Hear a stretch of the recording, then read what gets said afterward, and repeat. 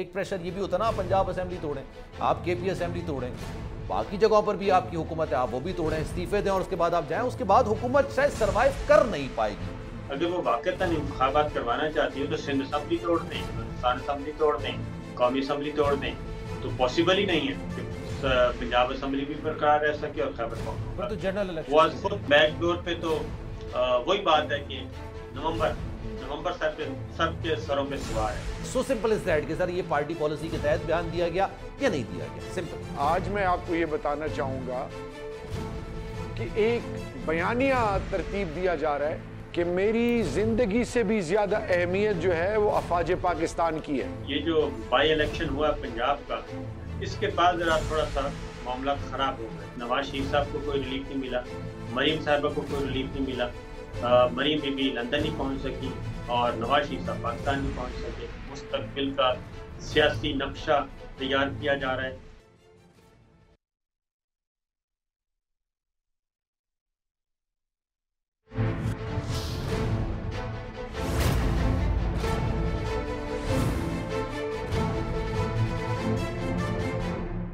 बिस्मिल्लाहिर्रहमानिर्रहीम, अस्सलामुअलैकुम। आपको खुशामदीद कहते हैं प्रोग्राम मेरी जंग में, और मैं हूं आपका मेज़बान सलमान मिर्ज़ा।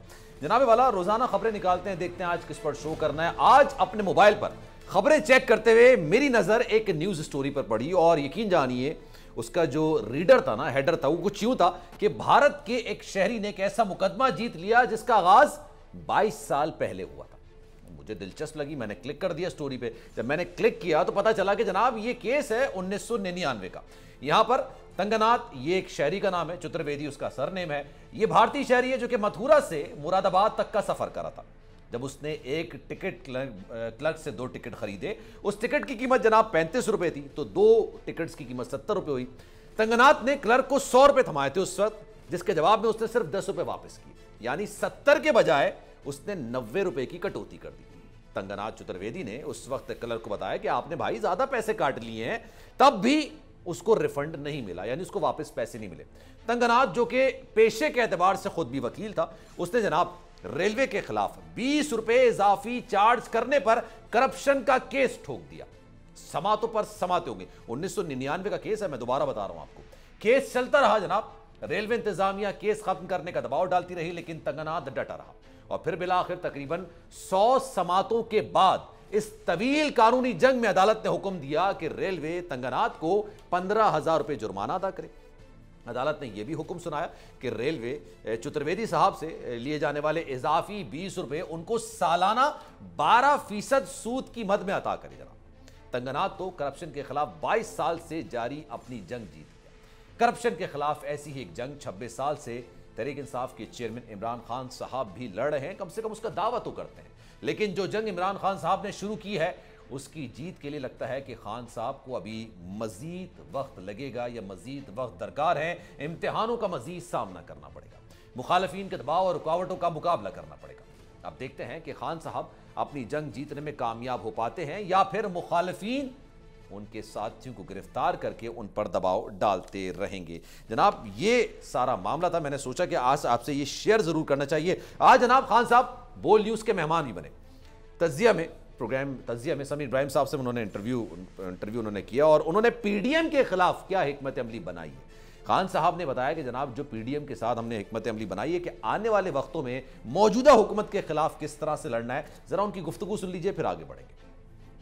इलेक्शन से ये सारे भाग रहे हैं, इनको भी पता है कि इस वक्त अगर इलेक्शन हो गए तो तहरीक इंसाफ स्वीप कर जाएगी। अब उसके डर से वो मुल्क को दौ पे लगाया हुआ है। किसी तरह इमरान खान को पहले पॉपुलैरिटी नीचे लेके जाओ, उसके ऊपर ये केसेस करो, उसको डिस्क्वालीफाई करवाने की कोशिश करो, मीडिया में उसको गंदा करो और उसके ऊपर पूरी कैंपेन चलाओ, किसी तरह पार्टी को तोड़ो और फिर जब ये कमज़ोर हो जाए और फिर नवाज शरीफ को वहाँ से बुलवाओ, जबकि और सितंबर के एंड में प्लान बना हुआ है इनको, इसको कमज़ोर करके उसको बुला के और फिर इलेक्शन करवाओ और किस तरह पीटीआई को ठिकाने लगाओ। ये प्लान है जनाब खान साहब का पीडीएम के खिलाफ। और साथ साथ उन्होंने कहा कि जनाब ये जो सारी जमातों की फंडिंग उन्होंने कहा कि सामने रखें, तोशाखाना की चीजें सामने रखें, आइन और कानून के मुताबिक फैसले करें। इस हवाले से उन्होंने क्या कहा, पहले ये भी सुन लेते हैं, फिर जनाब मेहमान गिरामी से तारुफ करवाएंगे। जो केसेस है तोशाखाना की और वो मैं चैलेंज करता हूँ कि साथ हमारे इन 2 पार्टीज को भी बैठाएं, पीपल्स पार्टी और फजल रहमान को भी, इनके अकाउंट्स देख लें, हमारे अकाउंट्स देख लें। मैं चैलेंज करता हूं कि पाकिस्तान की तारीख में कभी एक पॉलिटिकल फंड रेजिंग स्वाय पीटीआई की जो अकाउंट्स हैं किसी के पास इस तरह का डोनर बेस नहीं। मैं चैलेंज करता हूं कि सबके पूछे जो जो रहे हैं, जिन्होंने तोशाखाना से जो गिफ्ट्स मिली हैं, सबके देखा जाए। मैं चैलेंज करता हूं कि किसी ने अगर कानून के मुताबिक काम किया वो मैंने किया। तो ये सारा जो प्रोपेगेंडा चल रहा है, इसकी सिर्फ वन पॉइंट एजेंडा है कि किसी तरह इसको दबाया जाए, पार्टी को तोड़ा जाए। जनाब, ये तज्जिया में वो गुफ्तगू कर रहे थे। समी इब्राहिम साहब ने आज उनका इंटरव्यू किया था, उसके 2 क्लिप्स मैंने आपको सुनाए। जनाब, मेहमान गिरामी से तारुफ करवाते हैं। शहरियार आफरीदी साहब इस वक्त हमारे साथ मौजूद हैं, पाकिस्तान तहरीक इंसाफ के सीनियर रहनुमा हैं। उनसे गुफ्तगू का भी आगाज़ करेंगे, लेकिन साबिर शाकिर साहब भी हमारे साथ मौजूद हैं, हमारे उस्तादों में से एक हैं और जनाब सीनियर तज्जियाकार हैं, सीनियर एंकर पर्सन हैं। साबिर साहब, thank you so much for your time, बहुत शुक्रिया आपके वक्त का। कैसे हैं आप सर? बिल्कुल बेहतरीन सर, अल्लाह का शुक्र है। सर ये बताइएगा, हालात भी इतने ही बेहतरीन है आपको लग रहा है, या हालात इतने बेहतरीन है नहीं जितनी आपकी तबीयत है माशाल्लाह? बस वो आपको पता ना कि सब्र और शुक्र के साथ जिंदगी गुजारनी चाहिए। तो इंशाल्लाह सब्र और शुक्र के साथ ही, और फिर भी कुरान मजीद में भी है कि इन्ना मअल उसरि युस्रन फइन्ना मअल उसरि युस्रा। तो तंगी के बाद यकीनन आती है, मौसम खुलता है और हर तंगी के बाद आसानी आती है। अल्लाह ताला का वादा है अपने बंदों के साथ। तो इंशाल्लाह बेहतरी जरूर आएगी। और बाकी पाकिस्तान में जो इस वक्त पॉलिटिक्स हो रही है जी, वो काफी चीजें तो इमरान खान साहब ने बता दी। असल प्रॉब्लम ही यहीं से गड़बड़ हुआ है कि ये जो बाई इलेक्शन हुआ पंजाब का, इसके बाद जरा थोड़ा सा मामला खराब हो गए। वरना बाई इलेक्शन के बाद सोचा यही जा रहा था कि कहीं ना कहीं अंडरस्टैंडिंग हो जाएगी और इंतखाबात हो जाएंगे। लेकिन अब चूंकि जितने भी सर्वेस किए गए हैं, उन सर्वे के मुताबिक पाकिस्तान तहरीक इंसाफ जो है वो बहुत आगे है। आगे नहीं है, बहुत आगे। उसकी बाई इलेक्शन में भी देख लिया, क्योंकि वन ऑन वन कंपटीशन था और मुस्लिम लीग नवाज को तमाम पॉलिटिकल पार्टी उनको सपोर्ट फराहम कर रही थी। लेकिन इसके बावजूद वो कुछ भी ना ले सके और फिर पंजाब हुकूमत भी निकल गई। अब जरा थोड़ा सा परेशान बैठे हैं। लंदन में भी काफ़ी लीडरशिप पहुंची हुई है नवाज शरीफ साहब के पास, और उसमें भी कोई थोड़ी सी 1-2 मामला, फिर विद इन PMLN भी मामला थोड़े से ठीक नहीं है, क्योंकि जो अब तक नवाज शरीफ साहब को कोई रिलीफ नहीं मिला, मरीम साहबा को कोई रिलीफ नहीं मिला। मरीम बीबी लंदन नहीं पहुंच सकी और नवाज शरीफ साहब पाकिस्तान नहीं पहुंच सके। जब ये सारी चीजें उन्हें फिर इसहाक डार साहब को जाना था डिप्टी प्राइम मिनिस्टर बन के, उन्होंने अपना एक चेक रखना था शहबाज शरीफ साहब से, मिर्जा इस्माइल साहब को फारिग होना था, 4 अहम वजारतों का कलमदान उनके पास होना था। ये सारी चीजें गड़बड़ा गई और अब मजीद इसलिए गड़बड़ा गई हैं कि खान साहब जो है वो मोर देन 70-80% कामयाबी की तरफ जा रहे हैं।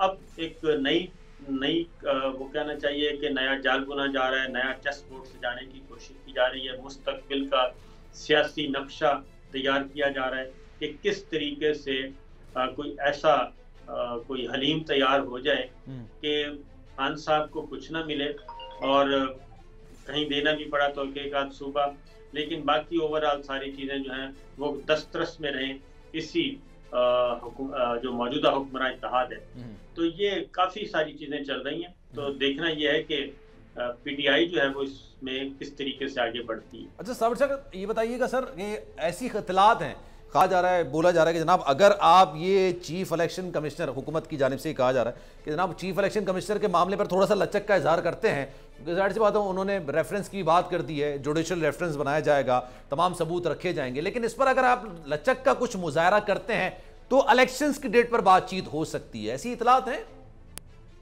देखिए उनको मुसलसल मैं तो ये कहूँगा कि लॉलीपॉप दिया जा रहा है और जैसे ही प्रेशर बढ़ता है तो उनको कोई ना कोई पैगाम चला जाता है कि जनाब जरा थोड़ा सा और रुक जाएं, कुछ और रुक जाएं।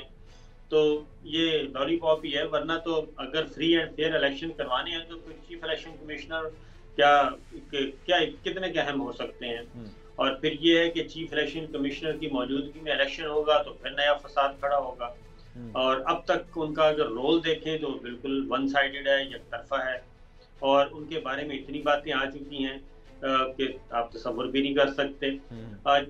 अब जब एक बहुत बड़ी जमात और 2 सूबों से करारदाद आ चुकी है, तो मेरा ख्याल है कि चीफ इलेक्शन कमीशन को खुद ही वसी तर कौमी मफाद में खुद ही छोड़ देना चाहिए। वरना तो आप ये देखें कि सुप्रीम कोर्ट ऑफ पाकिस्तान एक बहुत ही अच्छे वाइज डिसीजन पे पहुंच चुकी थी। डिप्टी स्पीकर की रोलिंग को गैर आईनी करार दिया जाना था, इंतखाबात की तरफ पाकिस्तान चला गया था, आम इंतखाबात होना थे, सब तैयार हो गए थे, इक़्तिदार खुद इमरान खान साहब ने छोड़ दिया था।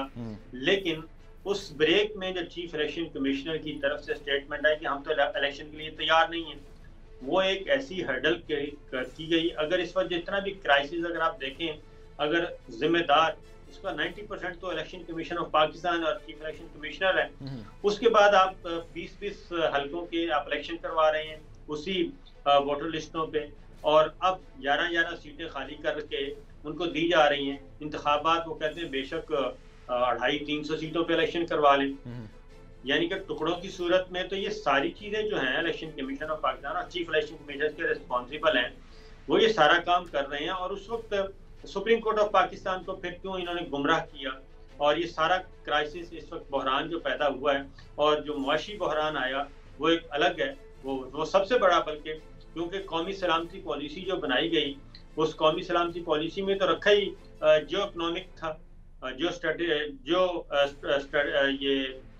हम जियो सिक्योरिटी से हमने जियो इकोनॉमिक की तरफ जाना था, अपनी मईशत को बेहतर करना था। और जो पिछले 4 महीनों से हमारी मईशत का सत्यानाश हुआ है, वो ये सारी रिस्पॉन्सिबिलिटी उसे एक स्टेटमेंट की तरफ से है ना, जो दी गई। लेकिन अब जितने वो कहते हैं कि हम तैयार हैं, जितने मर्जी इलेक्शन करवा लें, ये है वो बुनियादी बात जो election commission, chief election commissioner पे सारा इल्जाम आ रहा है। अच्छा सर, एक चीज और भी है साबिर साहब, जाहिर सी बात है अभी डॉलर नीचे आ रहा है, पिछले 5-6 दिनों में 24 रुपए कम हुआ है। दूसरा ये बताया जा रहा है IMF से अगस्त के आखिर में ही 1.2 बिलियन जो डॉलर्स हैं वो भी मिल जाएंगे। फिर हमारे दोस्त ममालिक हैं वो भी तैयार हो गए, 4-5 बिलियन डॉलर्स हमें मिल जाएंगे। लेकिन वो शायद इसी वजह से मिल रहे हैं या इसी तनाजुर में मिल रहे हैं कि ये आप टेन्योर पूरा कर लेंगे, क्योंकि हुकूमत के जहन में अब हुकूमत के लिए मुश्किलात मईशत को चलाना भी है। शायद शहबाज शरीफ साहब इलेक्शंस की तरफ जाते हो, लेकिन नवाज शरीफ नहीं चाहते हो। शायद नवाज शरीफ चाहते हो इलेक्शंस की जना, लेकिन शहबाज शरीफ साहब से कहेंगे कि 3 महीने का वजीर आज़म बनाओ, मेरी तो सियासत ही खत्म हो जाएगी। आपको नहीं लगता ये 13 अगस्त को जब जलसा होगा खान साहब का, और शायद वो कुछ स्ट्रेटजी का ऐलान भी करें, अब तो KP भी उनके पास है, पंजाब भी उनके पास है, वो एक जबरदस्त किस्म का लॉन्ग मार्च कर सकते हैं, पावर शो कर सकते हैं, लेकिन आपको नहीं लगता ये मामला तसादुम की तरफ ना चला जाए? क्योंकि ये कहेंगे इलेक्शंस कराओ, तो कहते हम नहीं करा रहे, हमारे तो मईशत को संभाल लेंगे हम। अच्छा देखिए, ये जो बात की जाती है ना मईशत की, मईशत तो अभी भी कोई वो कह लें आप वेंटिलेटर से थोड़ी देर के लिए हटाया है तो वो तो चली उसी पे रही है, और कहीं ना कहीं से थोड़ी बहुत ऑक्सीजन दे दी जाती है, वो खत्म हो जाती है। ये जो नैरेटिव बना रहे हैं कि डॉलर इतना नीचे आ गया, नहीं इतना नीचे नहीं आया, 178 से अभी भी 40 रुपए, 42 रुपए, अभी भी 42 रुपए ऊपर है। ये बड़े, क्योंकि मीडिया इनके कंट्रोल में है, मीडिया स्ट्रेटेजिस्ट इनके पास बैठे हैं और उनके बिल क्लियर हो रहे हैं, पिछले 4 सालों के जो पेंडिंग बिल से वो क्लियर हो रहे हैं।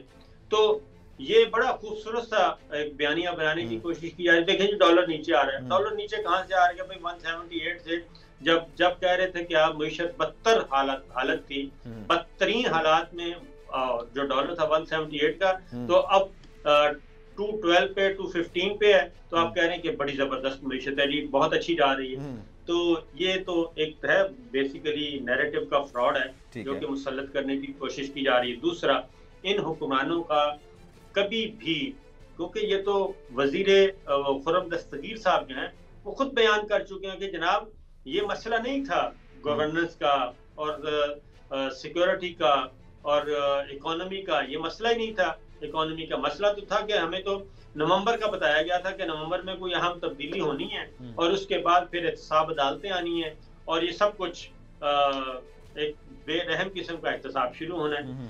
जावेद लतीफ साहब ये कहते हैं, वो भी फेडरल मिनिस्टर है, लेकिन शहबाज शरीफ साहब ने अभी तक उनको कलमदान नहीं दिया।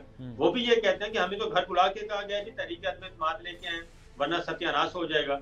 तो गेम तो कुछ और थी, और इसीलिए जब ये मौजूदा हुक्मरान इत्तेहाद आया, उनसे मसला ये है ना हमारा, और क्या इनसे गिला हो सकता है कि आए हैं तो सबसे पहले इन्होंने प्रोसिक्यूटर तब्दील किए, यानी अपने काम सारे हो रहे हैं।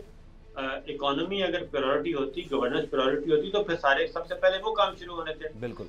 सबसे पहला काम किया जी, नैब में 2 तब्दीलियां की गई, नैब ऑर्डिनेंस में, और वो उसका जहर सारा निकाल दिया गया। उसके बाद रातों रात हुआ सारा कुछ, क्या कहना है, पलक झपकने में ये अमेंडमेंट्स मंजूर करवाई। दूसरा था इलेक्ट्रॉनिक वोटिंग मशीन, वो खत्म किया गया। ओवरसीज वोटर्स का हक खत्म किया गया। ये सारी चीजें जो अपने मफाद की थी वो खत्म कर दी गई। इस हद तक तेजी से की गई कि सुप्रीम कोर्ट ऑफ पाकिस्तान को इसका नोटिस लेना पड़ा कि ECLB सारे कवानीन तब्दील किए जा रहे हैं, तब्दील और नहीं ऐसे कर लग रहा सकते। था ये सारा कुछ आनन फानन, बस कहते हैं ये पता नहीं हफ्ते के लिए आए, 10 दिन के लिए। तो वो सारे काम तो इन्होंने सबसे पहले टाइमलाइन के मुताबिक कर लिए। जो सबसे ज्यादा इल्जाम था कि जी मईशत, माहिरीन मईशत आ रहे हैं, मिसाकी मईशत, एक इमरान खान को उठा के इन्होंने बाहर रख दिया, बाकी तो सारे ये इकट्ठे हैं, सारे ही हैं। तो भाई क्यों नहीं ये ठीक हो रही। ठीक है सर, अगर आप इजाजत दें मैं शहरयार अफरीदी साहब को जरा शामिल गुफ्तगू कर लूं, फिर हमारी बातचीत चलती रहेगी सर। अभी आधा पौन घंटा है हमारे पास। शहरयार अफरीदी साहब, sir thank you so much for your time. बताइएगा, बहस डिस्कस हो रही है, आप लोगों के लिए थोड़ा मुश्किल टाइम भी होगा, कल से लेके अभी तक जो भी सारे मामला थे, शहबाज गिल साहब का जो बयान है, ये मैं प्रिसाइज करना चाहता हूं। अब मैं चाहूंगा कि आप प्रिसाइजली इसका जवाब दें, इट इज पार्टी पॉलिसी और नॉट, ये पार्टी पॉलिसी के तहत है या नहीं है। सो सिंपल इज दैट कि सर ये पार्टी पॉलिसी के तहत बयान दिया गया या नहीं दिया गया, सिंपल। बिस्मिल्लाहिर्रहमानिर्रहीम। सबसे पहले आपका शुक्रिया। देखिए जी, तमाम तारीफ़ें रब और रब के महबूब की हैं। बेशक। मुहर्रम, आजमाइश, इम्तिहान, सब्र, इस्तिकामत का वो महीना जिसके लिए रब ज़ुल जलाल ने अपने महबूब और महबूब के आल को चुना। आज पूरी पाकिस्तानी कौम को मैं ये बताता चलूँ कि इस वक्त पूरी पाकिस्तानी कौम के दिलों में तो छोड़े, उम्मत मुस्लिमा में और अक्रॉस द ग्लोब जो अल्लाह ने लोगों के दिलों में मोहब्बत इमरान खान साहब के लिए रखी है, उसमें इंसानी तारीख में बहुत कम मिसालें मिलती हैं। सही है। मेरा आज सवाल ये है कि उनको अल्लाह अपने महबूब की नामूस के लिए चुना, दीन की सरबलंदी के लिए चुना, अक़वाम आलम में अमन के लिए चुना, और सबसे बढ़कर ये कि वो पाकिस्तानी कौम को बता रहे हैं कि मेरी ज़िंदगी से भी ज़्यादा अहमियत जो है वो अफवाज पाकिस्तान की है। क्योंकि वो कौम को बार बार ये बताते रहे हैं कि अगर हमने सबक सीखना है तो हम अपने इर्द गिर्द देख लें, खासकर जो हो रहा है मिस्र की जो हालत है, लीबिया की, शाम की, इराक की, यमन की। तो मेरे भाई, एक ऐसा शख्स जो अफवाज पाकिस्तान को अपनी बेसलाइन समझते हैं, वो अपने वर्कर्स को, वो जब पाकिस्तान के ब्यूरोक्रेट से इंटरेक्ट करते थे, उन्हें रिक्वेस्ट करते थे, वो अफवाज पाकिस्तान सिविल मिलिट्री जो रिलेशन थे वो एग्जेम्पलरी थे। तो आज मैं आपको ये बताना चाहूंगा कि एक बयानिया तरतीब दिया जा रहा है, क्योंकि अल्लाह के फजल से इम्पोर्टेड हुकूमत, इनके नाअहल, इनके वो तमाम लोग जो पाकिस्तान जो हमारी माँ है, इसके हवाले से जो उनका किरदार खुल के सामने आया है, वो पूरी कौम के सामने आया है। ये चोर दरवाजे से तो आए सो आए हैं, गैरों के इशारे पे आए। अब ये बयानिया ये बना रहे हैं कि किसी तरीके से PTI को अफवाज पाकिस्तान के सामने लाया जाए। ये इनकी नाअहली कमबख्ती है। ये इनके तमाम मंसूबे इंशाअल्लाह पाश होंगे। तो ना ऐसी कोई सोच है, ना ऐसी कभी किसी ने सोचा। पाकिस्तान की बुनियाद है अफवाज पाकिस्तान। हम मिलकर इंशाअल्लाह पाकिस्तान के रियासती इदारे, अफवाज पाकिस्तान, पाकिस्तान की अवाम, पाकिस्तान की हर सोच फिक्र, सिंध, पंजाब, बलोचिस्तान, खैबर पख्तूनख्वा, गिलगित बल्तिस्तान, आज़ाद कश्मीर, इस्लामाबाद कैपिटल, पिरहान मस्जिद, मदरसा, इमाम बारगाह, खानका, गुरुद्वारा, मंदिर, गिरजा, पाकिस्तान की हर सोच हमारी है। हम सब ने मिलकर पाकिस्तान को अजीम कौम बनाना है। और ये जो गैरों के इशारों पे चलने वाले ये घुसपैठिए जो हैं, ये इबरत का निशान बनेंगे, क्योंकि ये इनकी हरकत और इनकी माजी से कौम बखूबी वाकिफ हो गई है। तो ये किसी का बयानिया तो हो सकता है, आप सर काफी दूर निकल गए। मेरा बड़ा प्रिसाइजली सवाल था कि पार्टी पॉलिसी है नहीं है, लेकिन जसारत करूंगा आपसे पूछने की कि ये पार्टी पॉलिसी के तहत बयान था या नहीं था। लेकिन मुझे एक ब्रेक लेना है, ब्रेक के बाद वापस आते हैं तो यही सवाल दोबारा शहरियार आफरीदी से करेंगे कि शहबाज गिल साहब ने जो बयान दिया है वो पार्टी पॉलिसी के तहत है या नहीं। एक ब्रेक लेते हैं, ब्रेक के बाद वापस आएंगे।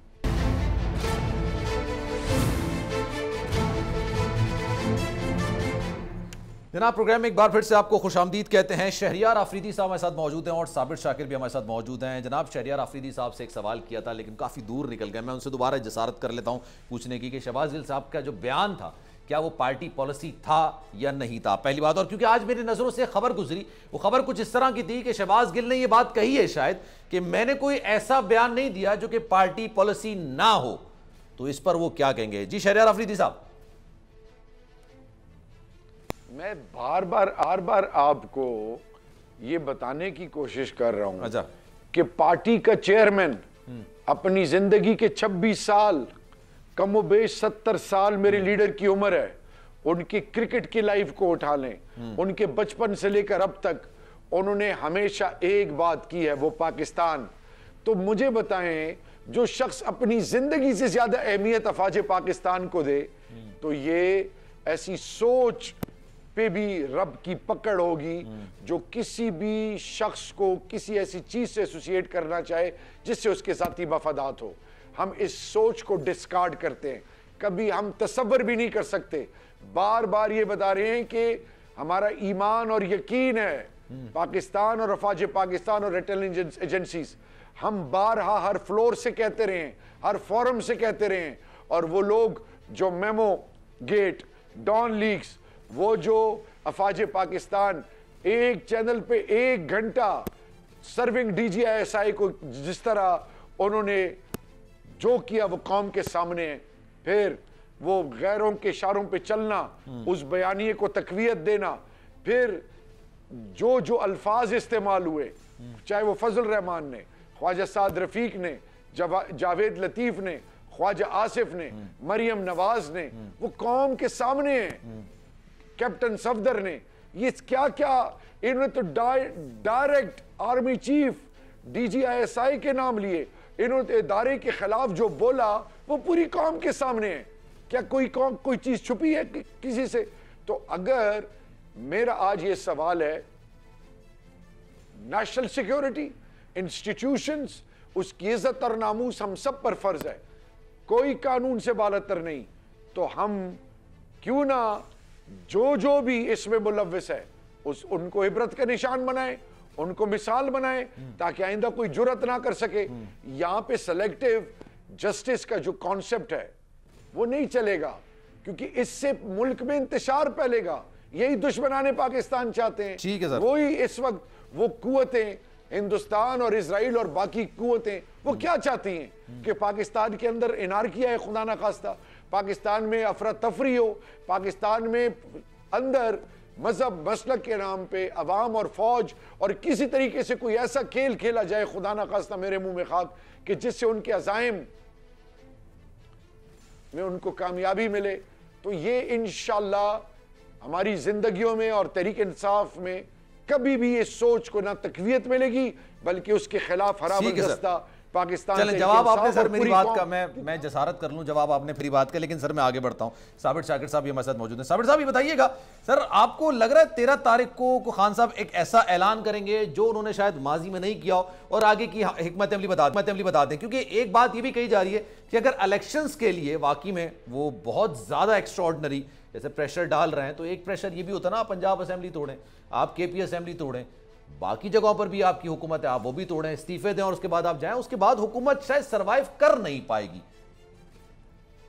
देखें, बात ये कि ये जो बात की है ना PMLN ने और पीपल्स पार्टी ने, एक ही दिन की, एक 8 बजे आए और एक 10 बजे आगे किराना सनाउल्लाह साहब ने और सत्तार लतीफ खोसा साहब ने।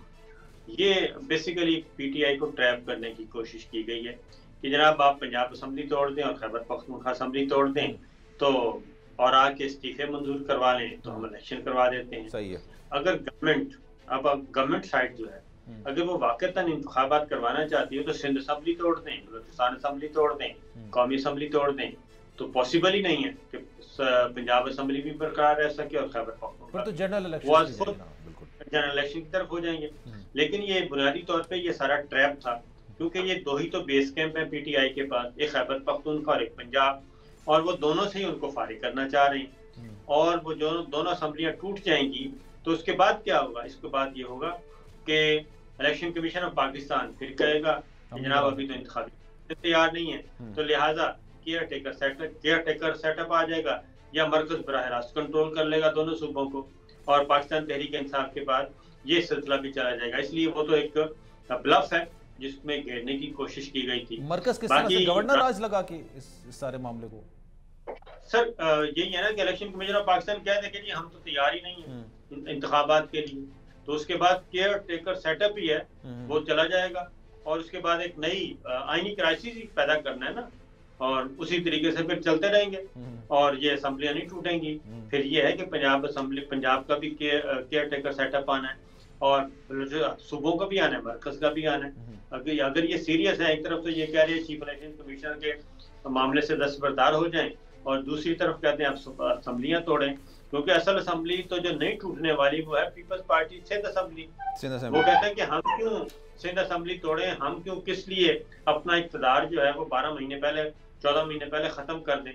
तो ये सारा ब्लफ है। असल चीज यही है कि ये जब तक आपस में नहीं बैठेंगे, और इमरान खान साहब की मकबूलियत में वो आपने देखा कि फॉरेन फंडिंग का मामला आया, अब उसमें भी पीछे हट गए भी। अगर फॉरेन फंडिंग में आप इतने ही समझते हैं कि वो तो कह रहे थे आशूरा के बाद 62-63 का रेफरेंस हमने तैयार कर लिया, बस भेजने वाले हैं, ये तो क्या हुआ सर? बस वो भेजने वाले, वो सोच समझ के, वही है ना, ये इतना बड़ा रिस्क है कि आखिरी तीर जो है वो सबसे पहले चला दें, उसके बाद तो इनके पास कोई फोरम नहीं बचेगा। अगर वहां पे जाके पता चलता है कि जी ये ममनुआ फंडिंग जो है, और वही सर्टिफिकेट और बयान हल्फी का चक्कर आ जाता है, और वहां पे ये मुकदमा लूज कर देते हैं, तो फिर इनके पास क्या बचेगा? उसके बाद तो इमरान खान साहब लाइफ टाइम वो सादिक और अमीन करार पाएंगे, और इनके पास कुछ भी नहीं बचेगा। इसलिए ये बाहर पॉलिटिकल नैरेटिव के साथ आए थे, अंदर जो लीगल एक्सपर्ट्स और कॉन्स्टिट्यूशनल एक्सपर्ट्स वो यही बता रहे थे कि जी अभी तक हमारे पास सफिशिएंट मटेरियल नहीं है, इतना एविडेंस नहीं है कि हम खान साहब को सुप्रीम कोर्ट में जाके फारिग करवा सकते हैं। ये इनकी अपनी बातें हैं। और निकला क्या? रेफरेंस क्या किया? तोशाखाना का रेफरेंस फाइल कर दिया election commission of Pakistan. Toshakhana पे वो उस पे अगर आते हैं तो मेरा ख्याल है कोई भी नहीं बचेगा। तो चीजें ये है कि दोनों तरफ खौफ है बेसिकली। और चीफ इलेक्शन कमिश्नर का क्या आपको लगता है मुस्तकबिल हो सकता है आने वाले वक्त में, या काम करते रहेंगे? कोई ऐसी मसले की बात नहीं होगी, खान साहब जितना दबाव डालने को ऐसा नहीं होगा? सर मुझे तो नहीं लगता कि इंतखाबात उनकी सरबराही में मुमकिन है, और ये पॉसिबल नहीं है कि जब बड़ी पार्टियां राजी हो जाएंगी। और क्योंकि गिव एंड टेक क्या हो रहा है? गिव एंड टेक यही होगा ना, नवाज शरीफ साहब मांग रहे हैं कि इंतखाबात से पहले फिर मुझे आने दें, लेवल प्लेइंग फील्ड दें, और उसमें अगर वो ये बात, क्योंकि चीजें कुछ और मनवाई जा रही हैं। चीफ इलेक्शन कमिश्नर तो झटके का है, वो तो उनको खा जाए, कोई और निशान है। वो तो कोई इशू ही नहीं है।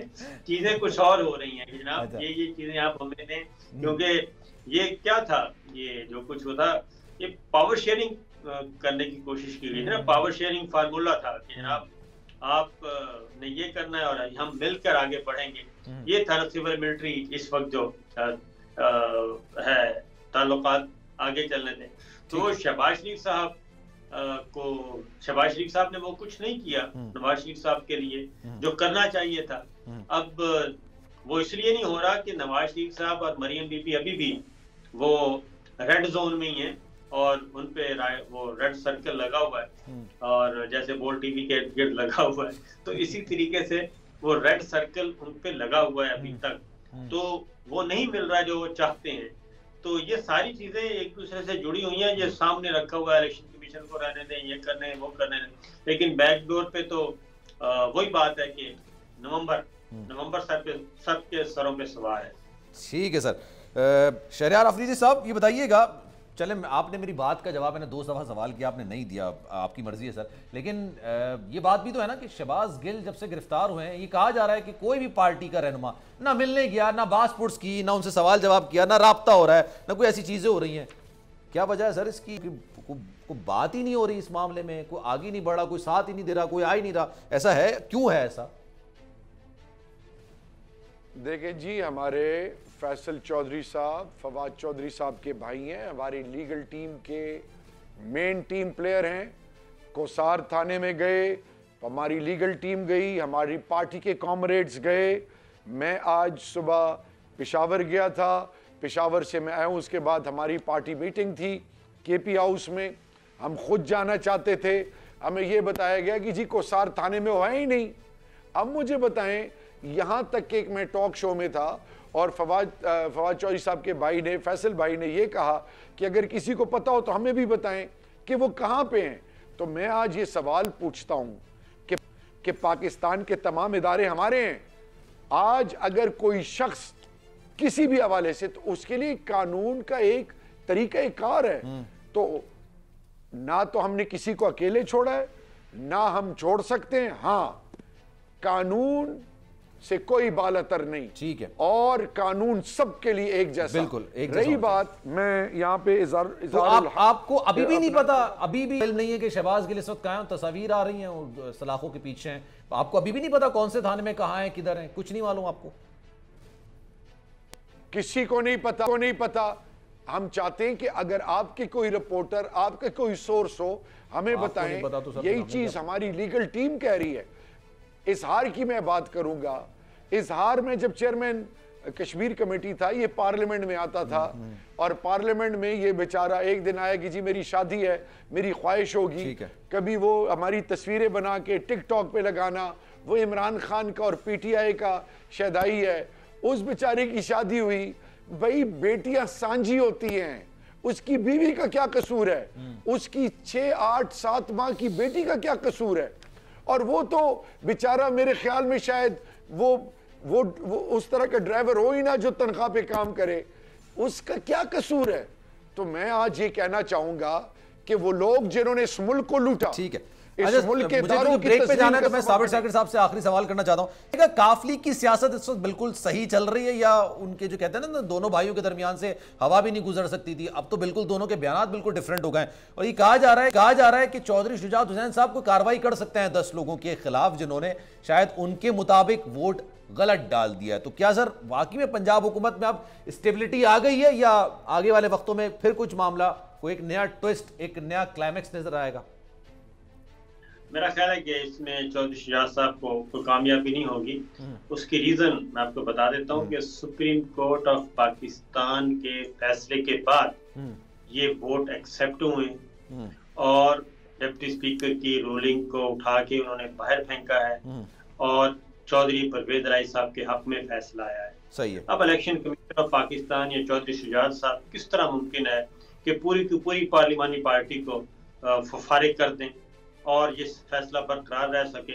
ये 1% भी चांस नहीं है कि वो पूरी की पूरी पार्लिमानी पार्टी को, क्योंकि सुप्रीम कोर्ट का फैसला पढ़ लें, उसमें पार्लिमानी पार्टी को ही एक बैकबोन करार दिया गया है।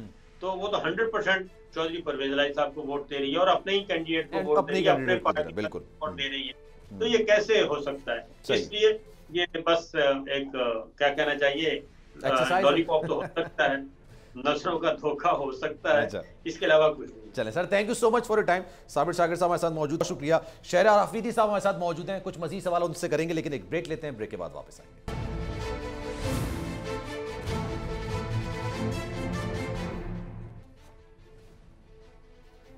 जनाब, प्रोग्राम के आखिरी हिस्से में एक बार फिर से आपको खुशामदीद कहते हैं। शहरयार आफरीदी साहब हमारे साथ मौजूद हैं, और जनाब ये ऐलान कर दिया गया था पीटीआई की जानिब से, पाकिस्तान तहरीक इंसाफ की जानिब से, कि 13 अगस्त को जलसा किया जाएगा, 13 अगस्त की रात को, लेकिन उसमें एक लाहेअमल का ऐलान किया जाएगा। फिर बीच में गिरफ्तारियां आ गई, तो उसके बाद ये मामला दब गया। इस वक्त हमारे साथ शहरयार आफरीदी मौजूद हैं, उनसे मजीद बात कर लेते हैं कि जनाब क्या ऐलान करने जा रहे हैं, या तमाम वो बातें होंगी जो पहले हो चुकी हैं चीफ इलेक्शन कमिश्नर के हवाले से, इलेक्शंस के हवाले से। शहरयार आफरीदी साहब ये बताइएगा, कोई लाहेअमल कर रहे हैं? क्योंकि अब तो पंजाब भी आपके हाथ में है, केपी भी आपके हाथ में, इस्लामाबाद की तरफ लॉन्ग मार्च करेंगे, या ऐसी कोई पोजीशन में है कि आप लोग लॉन्ग मार्च कर सकें? खबरें ऐसी? देखिए जी, इंशाअल्लाह 13 अगस्त में थोड़े ही दिन रह गए हैं। पूरी पाकिस्तानी कौम के सामने खान साहब ने जो भी उनका फ्यूचर का लाए अमल है कौम के सामने रखेंगे। पूरी कौम के दिलों में अल्लाह ने इमरान खान के बयानिए को उतार दिया है। क्या है वो बयानिया? कि पाकिस्तान की निस्बत किससे है? ला इलाहा इल्लल्लाह से। ये कौम खुददार कौम है, ये किसी के आगे झुकेगी नहीं, कोई इसके फैसले नहीं कर सकेगा। हम एक आज़ाद खुद मुख्तार रियासत हैं, हमने अपनी इज्जत खुद बनानी है। हम अमन के दाई हैं, हम दुनिया में अमन के लिए अपना रोल अदा करेंगे। हम अपनी ज़मीन के किसी ज़र्रे को किसी के लिए इस्तेमाल नहीं करेंगे। तो आज ये सोच और कलमा हक, क्योंकि मैं पहले कह चुका हूं कि ये महीना आजमाइश और इम्तिहानात का है। क्या ज़रूरत थी आले बैत को? क्या ज़रूरत थी कूफा जाने की? करबला किसके लिए गए? तो आज पाकिस्तान के अंदर वो लोग हैं जिनके घरों में 2 वक्त तो छोड़े, चूल्हा नहीं जल रहा। आज एक शख्स ने अपनी 2 बेटियों के गले काट के खुदकुशी की है और कहा गया कि एक कब्र मेरे लिए, हमारे लिए खोदी जाए। ये लोग खुदकुशियां शुरू हो गए हैं। ये हुक्मरान जो दांत निकाल के हंस रहे हैं, जो अपने आप को अक्ले कुल समझते थे, ये अपनी जात की चोरियां बचाने के लिए आए हैं। इनका पाकिस्तान या पाकिस्तानी मफादात से कोई लेना देना नहीं।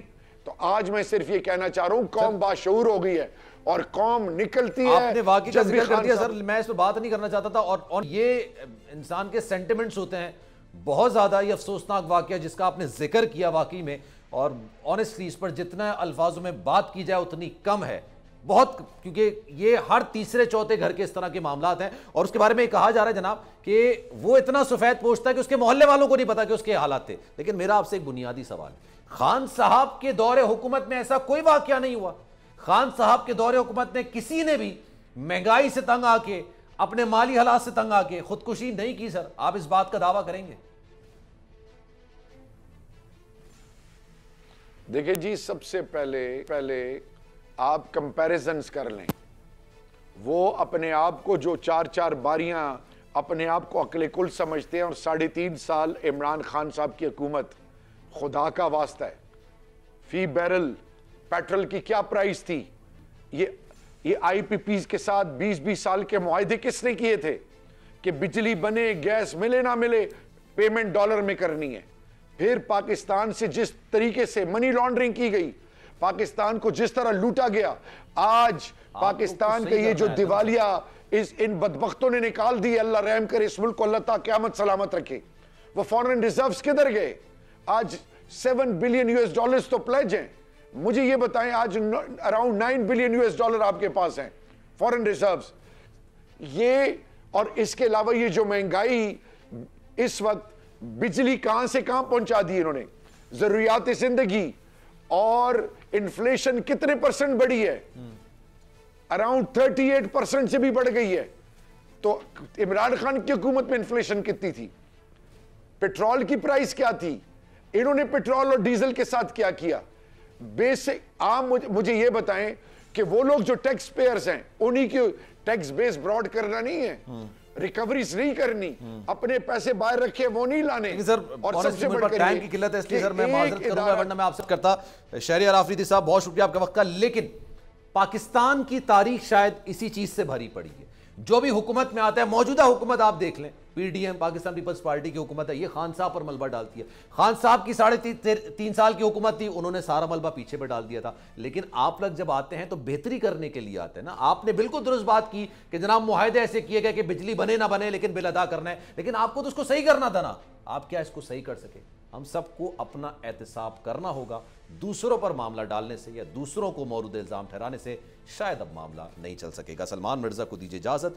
जिंदगी रही, सेहत रही तो कल 11 बजे फिर आपसे मुलाकात होगी। ख्याल रखिएगा अपना। अल्लाह हाफ़िज़।